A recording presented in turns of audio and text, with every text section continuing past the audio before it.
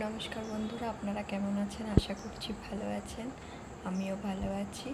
তো আজ একটু বৃষ্টি হচ্ছে, এদিকে ঠান্ডা ওয়েদার, তাই আজকে বানাবো চিকেন চিজ কাটলেট।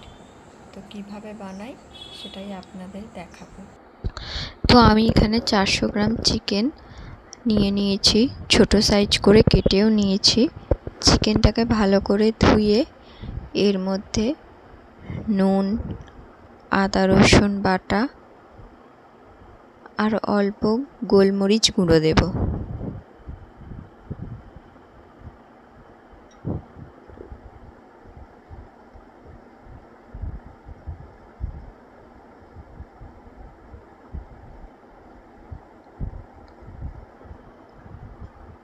এরপর এর মধ্যে অল্প জিরে গুঁড়ো আর হলুদ গুঁড়ো দিয়ে দেব, কারণ মাংসটি একটু সিদ্ধ করে নেব।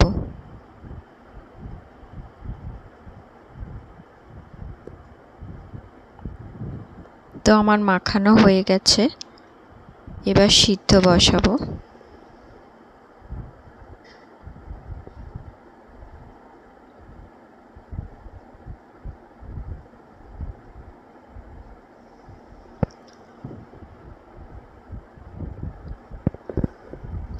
দেখতেই পাচ্ছেন মাংসটি খুব ভালোভাবে সিদ্ধ হয়ে গেছে। এরপর চিকেনটাকে হাতের সাহায্যে ভালো করে মিহি করে নেব। যত মিহি করব তত খেতে টেস্ট হবে।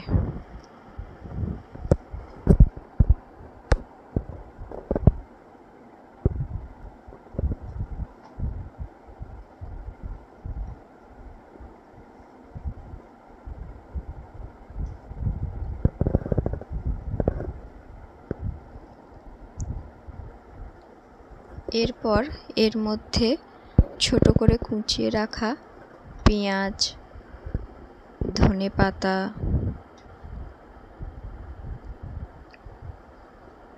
অল্প আলু আর ক্যাপসিকাম দিয়ে দেব। দেখতেই পাচ্ছেন খুব ছোট করে মিহি করে কাটা হয়েছে। এরপর এর মধ্যে অল্প নুন আর গোলমরিচের গুঁড়ো দিয়েছি। এবার এর মধ্যে অল্প সামান্য ময়দা দিয়ে ভালো করে মিক্সড করে নেব।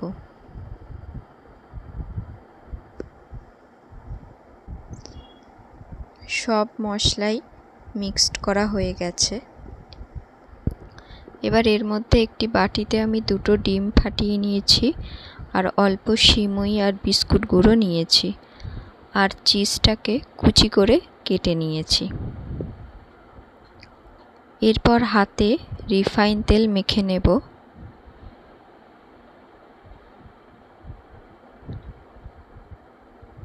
এইভাবে হাতের সাহায্যে করে নিতে হবে। হাতে তেলটা মেখে নিলাম এই কারণেই, যাতে হাতে না লাগে।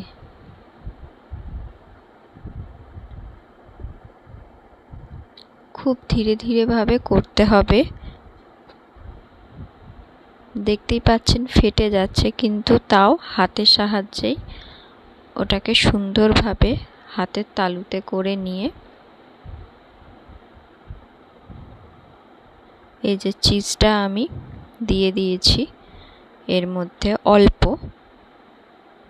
দেখতেই পাচ্ছেন হাতের সাহায্যে করে নিয়েছি।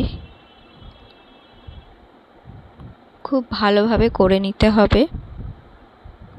এরপর আমি ডিমের মধ্যে ডুবিয়ে বিস্কুট ও সিমুই গুঁড়ো দিয়ে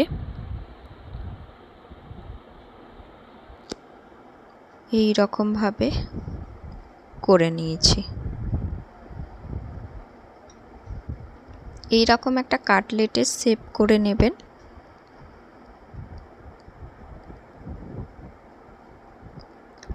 এবার এটিকে আমি 30 মিনিটের জন্য ফ্রিজে রেখে দেবো।